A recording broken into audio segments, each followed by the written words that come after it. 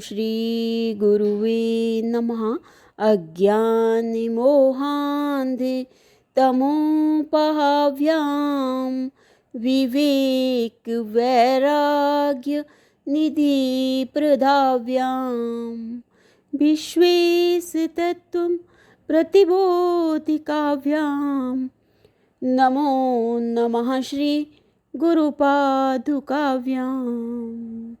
ॐ पूर्णमद पूर्णमिदं पूर्णात् पूर्णम् उदच्यते पूर्णस्य पूर्णम् आदाय पूर्णमेव अवशिष्यते। ॐ शान्तिः शान्तिः शान्तिः। प्रणाम भगवान स्वामी अखंडानंद सरस्वती जी महाराज जी द्वारा विरचित साधना और ब्रह्म अनुभूति से हमारे आध्यात्मिक प्रश्नोत्तर चल रहे हैं भगवान, जिसमें प्रश्न साधक ने किया कि भाई पहचानने का क्या लक्षण है।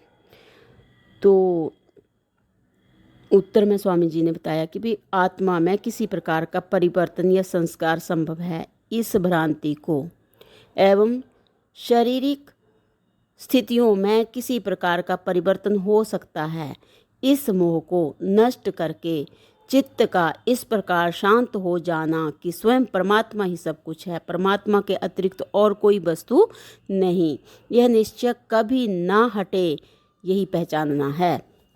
तो आगे जो साधक है वो प्रश्न कर रहा है कि भाई ये निश्चय क्यों नहीं होता। तो स्वामी जी बता रहे हैं कि भाई अविचार और कामनाओं के कारण। कामनाओं का मूल भी अविचार ही है। जो चाहता है कि हमें स्वर्ग या सांसारिक सुख मिले, वह नरक और सांसारिक दुखों से डरता है। जब उसे शारीरिक निष्क्रियता और मानसिक निसंकल्पता का उपदेश किया जाता है तो वह सोचने लगता है, इस प्रकार शायद मुझे अभिष्ट वस्तु की प्राप्ति ना हो, अनिष्ट वस्तु की प्राप्ति हो जाए। वह वस्तु की प्राप्ति चाहता है, सत्य को नहीं। जो सत्य के प्रेमी होते हैं वे ऐसा सोचते हैं, मुझे सत्य का, वास्तविकता का ज्ञान हो जाए, चाहे मुझे नरक में ही क्यों ना जाना पड़े। ऐसे सच्चे जिज्ञासुओं को सत्य का ज्ञान होता है और वे सुख दुख स्वर्ग नरक से ऊपर उठ जाते हैं। जो कोई स्थिति प्राप्त करना चाहते हैं वे इस सत्य पर विश्वास करने में हिचकिचाते हैं और सोचते हैं कि शारीरिक और मानसिक निष्क्रियता से शायद हमारी अभिष्ट वस्तु न मिले। यह अविचारपूर्ण कामना ही पहचानने में बाधक है।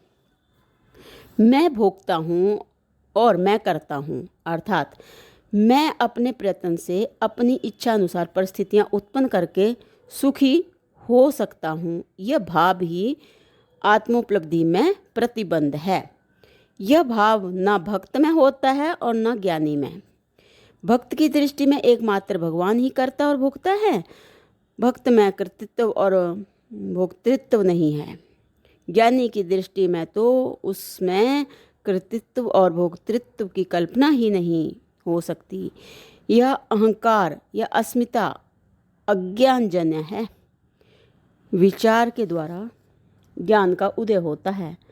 यूँ कहें कि कर्तृत्व और भोक्तृत्व की निवृत्ति होती है, तब भगवान की प्राप्ति अथवा आत्मोपलब्धि हो जाती है। स्वामी जी बता रहे हैं कि जब ये यूँ कहें कि जब कर्तृत्व और भोक्तृत्व की निवृत्ति होती है, तब भगवान की प्राप्ति अथवा आत्म उपलब्धि हो जाती है।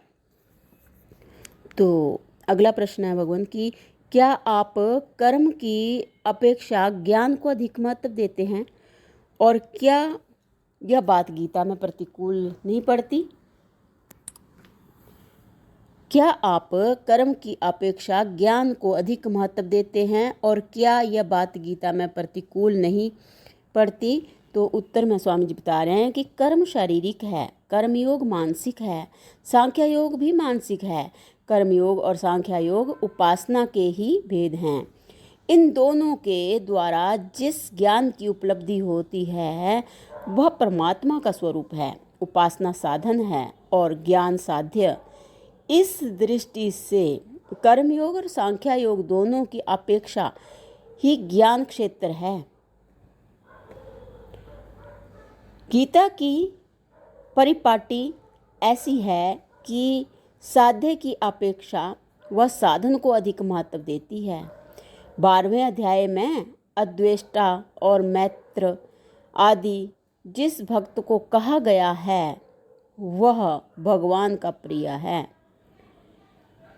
परंतु जो अद्वेष और मैत्री आदि गुणों का अभ्यास करता है उसको अति प्रिय कहा गया है। ज्ञान अध्ययनम विशिष्यते, इस वचन में ज्ञान के साधन ध्यान को ज्ञान से बाहर बताया गया है। ज्ञानात् ध्यानम अवशिष्यते, इस वचन में ज्ञान के साधन ध्यान को ज्ञान से बढ़कर बताया गया है। कर्म संन्यास कर्म योगो अवशिष्यते, यहाँ भी कर्म संन्यास के साधन कर्म योग को साध्य से विशेष बताया है। गीता में ही ध्यानेन आत्मनि पश्यन्ति और संन्यास्तु महाबाहो दुखम आप उत्तम योगात में के द्वारा ध्यान को ज्ञान का साधन एवं कर्म योग को कर्म संन्यास का साधन कहा गया है। सब कर्म ज्ञान में समाप्त हो जाते हैं। सब कर्म ज्ञान में समाप्त हो जाते हैं, यह बात भी गीता की ही है। इस प्रकार गीता ही ज्ञान को कर्म से अधिक महत्व देती है। इस प्रकार गीता ही ज्ञान को कर्म से अधिक महत्व देती है। ज्ञान ही कर्म और उपासना को पूर्ण करता है। बहुत ही सुंदर। ज्ञान ही कर्म और उपासना को पूर्ण करता है। साध्य की प्राप्ति का कारण होने के कारण साधन को अधिक महत्व देना उचित भी है। साधक की निष्ठा दृढ़ करने के लिए यह अनिवार्य है। तो आज प्रणाम भगवान। ओम शांति शांति शांति। ओम।